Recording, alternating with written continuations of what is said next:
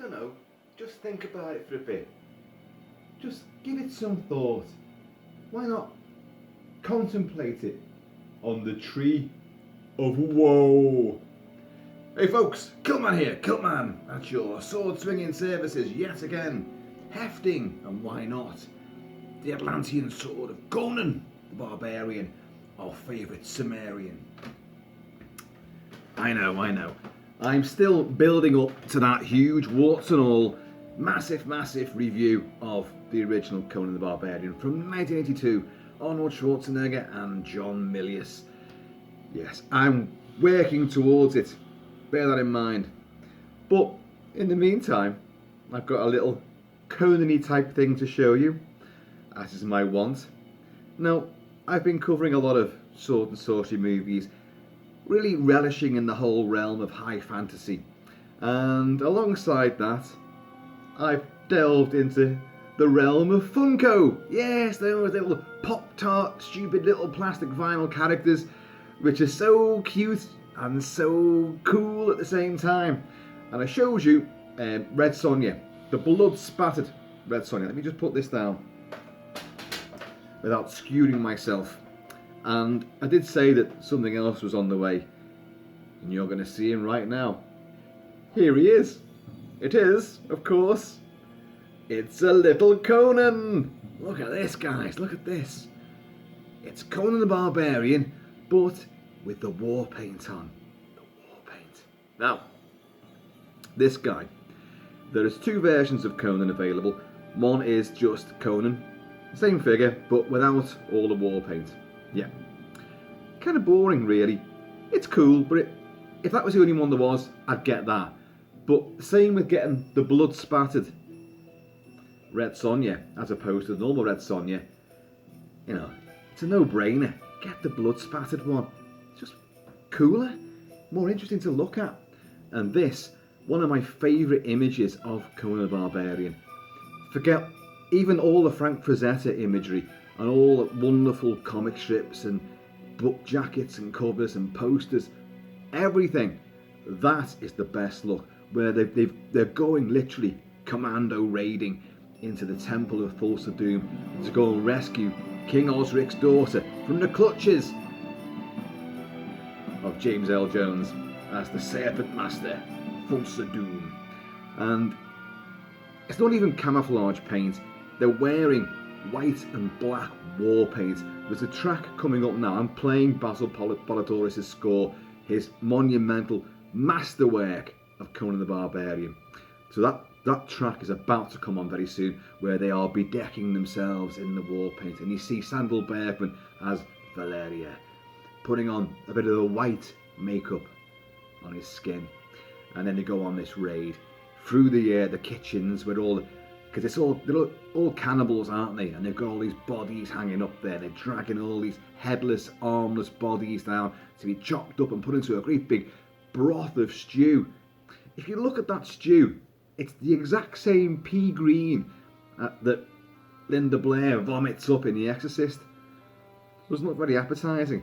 And when a big cauldron gets served up and this guy in a big leather gimp mask is like stirring the broth, and a slave girl comes up with a pan and he puts it into her pan, her bowl, and she picks out a hand and begins to nibble on this pea green spew covered hand.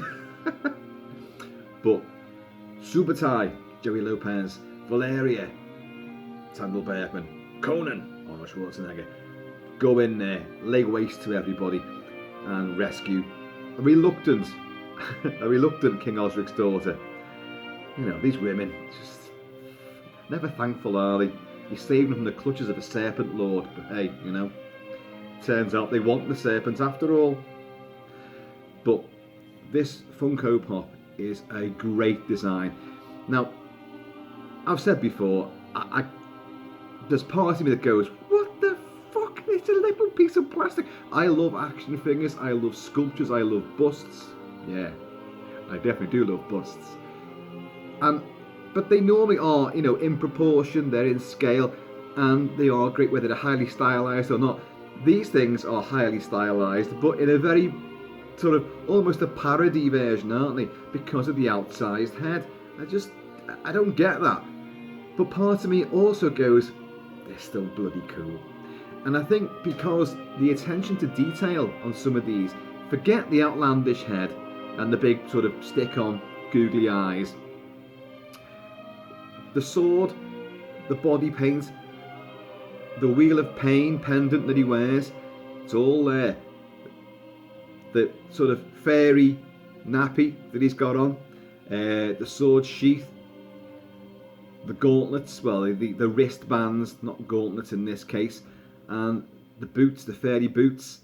It's spot on, and that is exactly what all these Funko Pop figures do. They all capture everything. This is the Warpaint theme, where they're preparing for this commando raid, which is awesomely good. But the detail that they put into these, they do clearly observe what these characters should be. Obviously they should do, but you think, oh, it's just cutesy stuff, and mostly kids get these things. No, that's what I thought. It was a kid phenomenon, but it's not. You know, the amount of adults and, you know, who are total collectors of these things, it beggars belief. It's amazing. And being as I have, in fact, gone to Comic-Con dressed like that, I had all the gear. I had a foam rubber Atlantean sword. I mean, you know, I've got the Atlantean sword. You couldn't have took that in there. I also went around town, Liverpool, all night long, no top on. All I was wearing was a great big sword strapped to me, some brown suede pants with great big Fairline Barbarian boots, the Wheel of Pain pendant. Oh, look, loads of stuff, and I was painstakingly bedecked in the Warpaint. Mrs. Kilt-Man had to apply all that, and it was wonderful.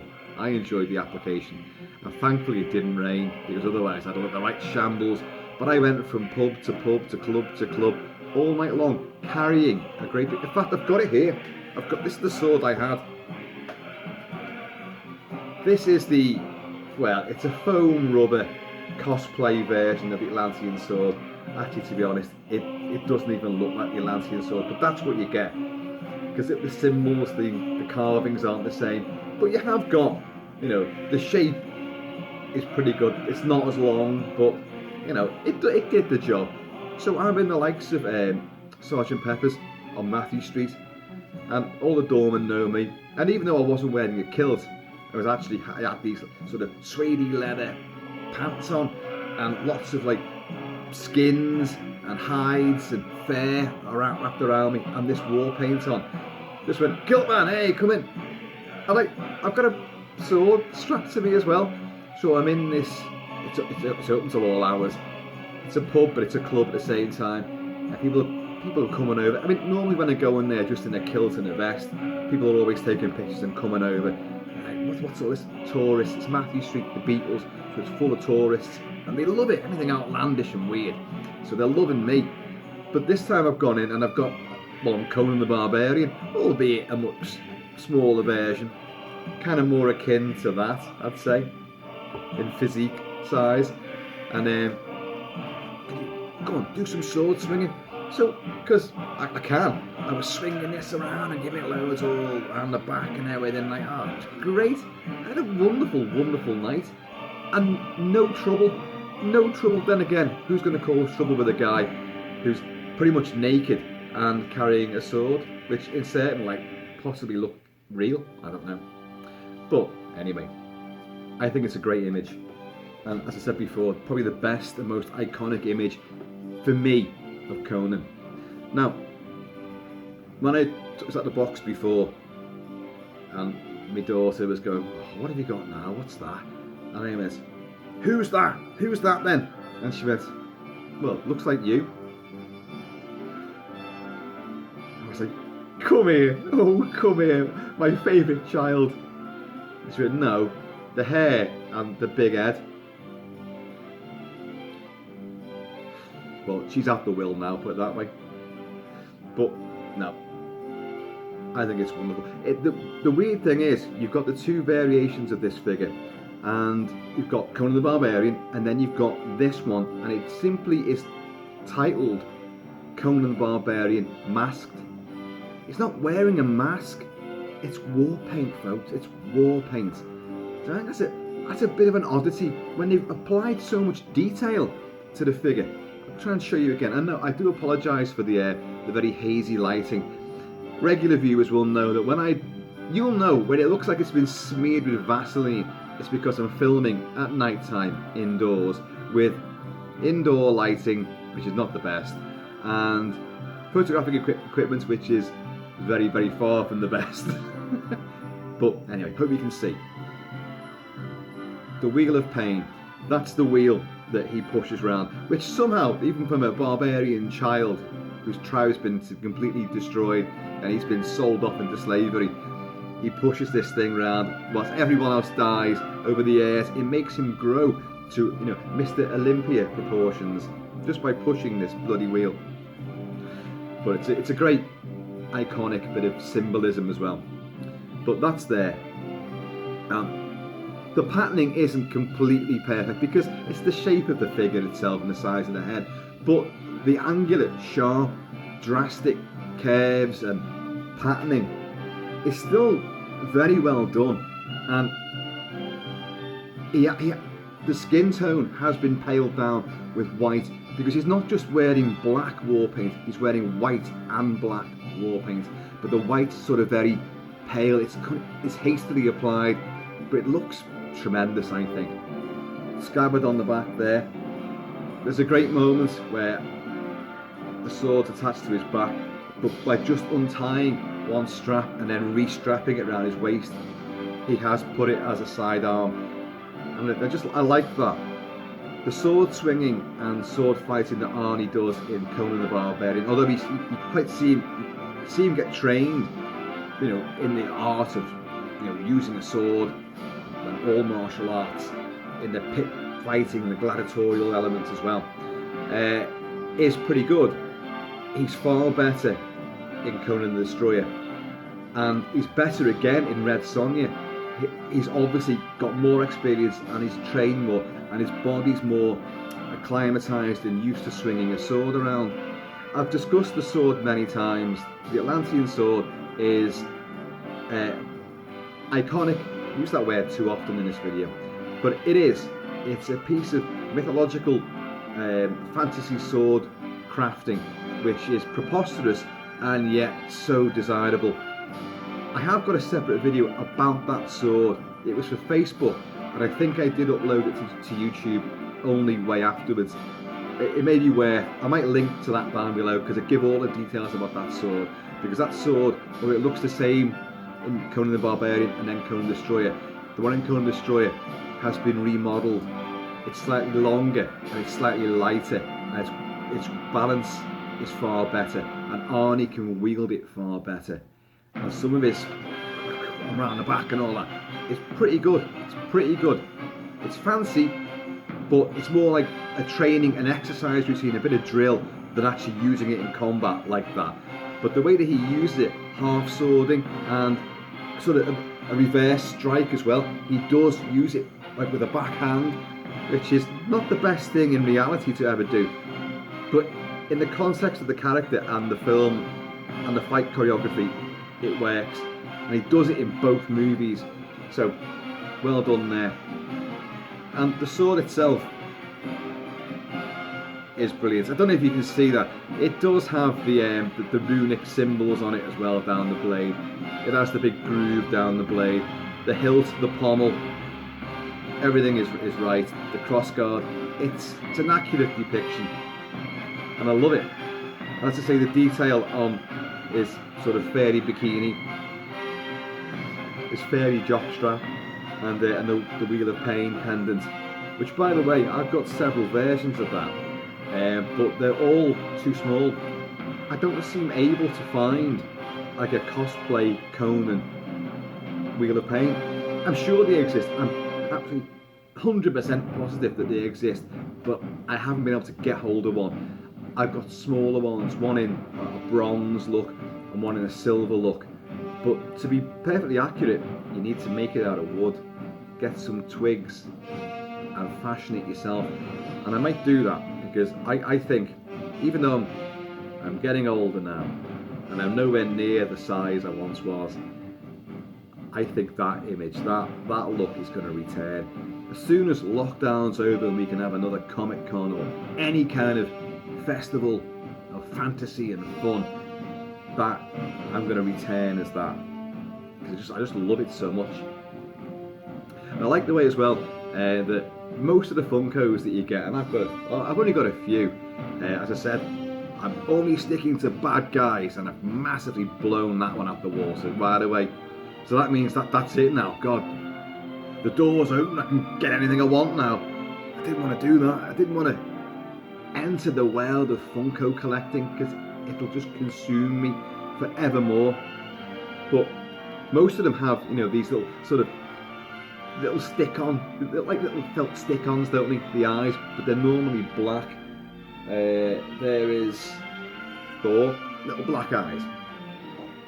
Here is, see, there's another good guy. That was bought for me. I didn't buy that myself. Ming, little black eyes. Obviously, Red Sonja, black eyes. But in this one, because he's got the black face paint on, the Warpaint, his eyes are white. I like that. They've had to rechange it. Like, I do wish they had more articulation though. I wish the arms would just at least move up and down so you can have a bit of variety. Hold the sword up, just something at least. Just the head that moves. Okay, in Thor's case it's a bobblehead, but I just like a bit more movement, just to get a slightly different pose each time. But they are what they are.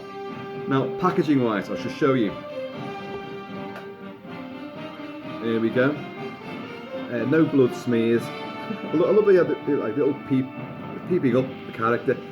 But as you can see, that is not the Warpaint. That's just the normal Conan figure.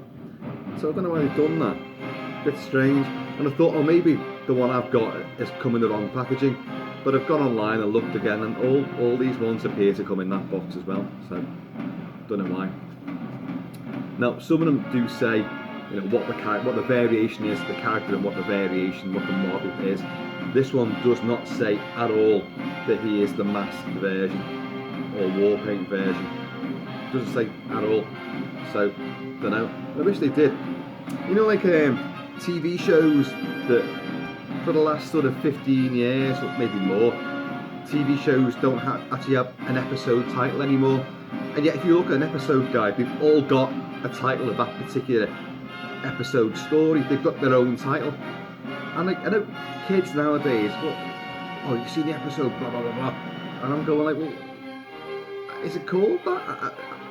What's it called? How do you know? It doesn't say in the opening credits. It never gives a title. No, it doesn't need to. You just go online. It's all listed there. Why doesn't it say? So, my point is, like these, it is Conan the Barbarian, but why not say what that variation is? Why not just do that? Hardly a problem, is it? Anyway, but I do love the packaging on these things. And on the back we have the fabulous poster image, Arnie and Valeria.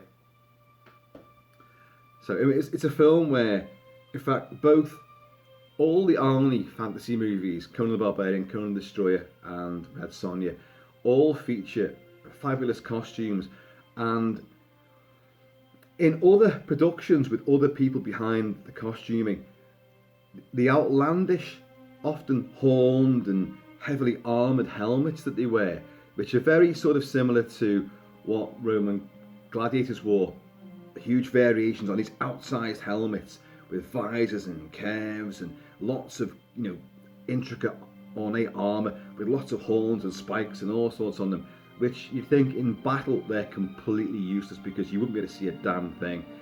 They're just for decoration, really.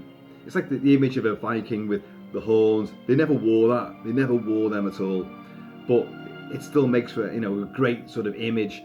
Well, all these three movies feature tremendously ornate and elaborate helmet gear, and I like them. They look amazing. And if you look on that picture there, you've got that awesome helmet that he wears. It's got spikes and horns on it and all sorts, and a big sort of chainmail neck sleeve which comes down the back of his neck, and it's great. There's great stuff. It shows a lot of design work that went into these films, and I appreciate it. So, folks, Funko, once again.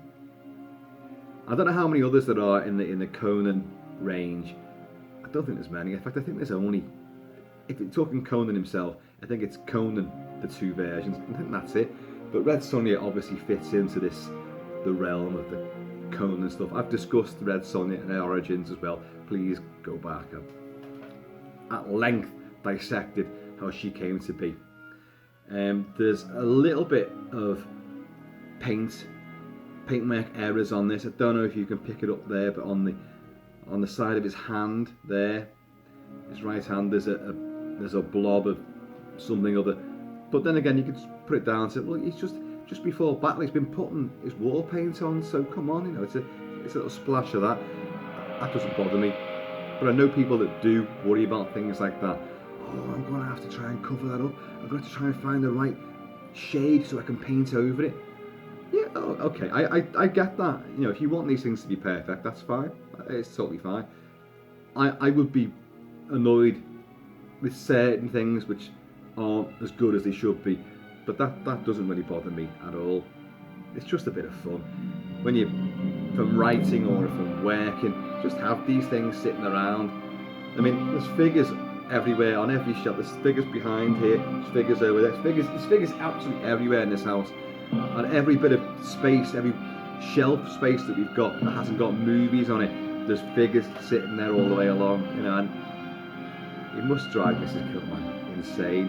She's probably thinking like, God, we're older now and he's still doing it. He's still buying these little bits of plastic shite. But hey, she still loves me. Loves me enough to bedeck me in that kind of paint, which was wonderful. When I'll be honest, she could have written "This guy's a tit" in black war paint down my back. I wouldn't have known because I couldn't see it. But I got photographed by the local press as well, who were covering Comic-Con. They always do. And in a big in the Liverpool Echo, there was a front cover. I was on the front cover of the Echo with other characters from Comic-Con. And then a big centre page spread, and I was on about 3 or 4 pictures of that, brandishing the sword and like just prancing around like a complete bell end, But there he is. That's great. Now this cost me, if I remember rightly, I think this one cost, get on this, £17.99, so like £18. I'm sure it did, and it's from, you've already guessed, Amazon.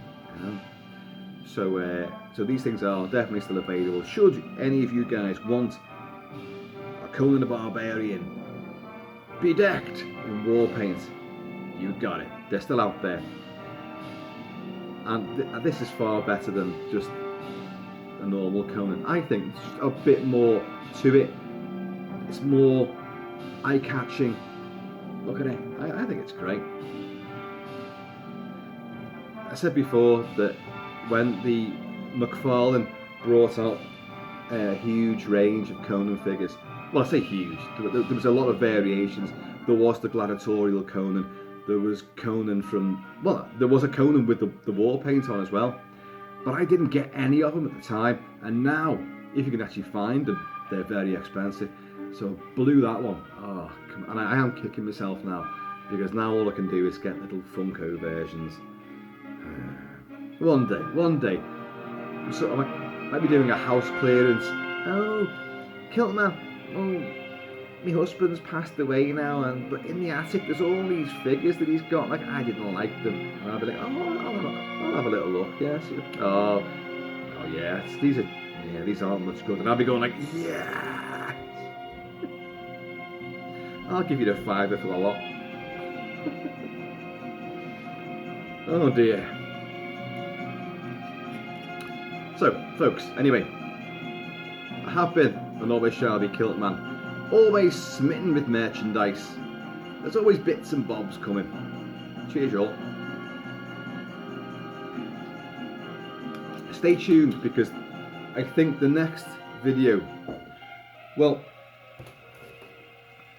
I still have this to open. Steve 007, I apologise for not having opened this for, we're getting on for a week now, I think. And it's, well, just things have, no, it's not a week yet, but things have happened. My father passed away, as I've discussed. So, although I'm off work this week, we've been very busy. We've been seeing my mum a lot, and there's lots of sorting out to do. And I don't know what's in there. I don't know what that canvas art is, but you've kind of intimated that it's for me and Mrs. Kilt-Man, and it's of a romantic nature. Make up your own version there. But waiting for the right moment to open it has not been as easy as I thought. So we're waiting for that. It's all well and good me sitting there and going, hey, I'm in a good mood now, and hey, look at this figure here. You kind of want, I want Mrs. Kilt-Man to be involved with that. So it's one of those where it has, the mood's got to be right, and the mood has not been right to do it so far. And you know me, when I get something arrives, I want to open it right away, and I have to hold off on these things because I want to do it, you know, for real, you know, in public, so you get a genuine reaction, and that's what I've always done. But in this case, it just hasn't been the right moment. I hope you understand. God, this music's great, isn't it? But there will be a review coming up as well of another Sinbad movie, The Golden Voyage of Sinbad. Yes, John Philip Law as Sinbad, Caroline Munro, Tom Baker. Oh, yeah, we're doing it. And that guy from The Professionals as well is in there. Martin Shaw. Is it Martin Shaw? Yeah, Martin Shaw. Who was Doyle in The Professionals. Yeah. So, folks, in the meantime, and this forever heroic and bodacious in between time, please keep it kilted, keep it Celtic. And it's all my little friends here, will see you all later.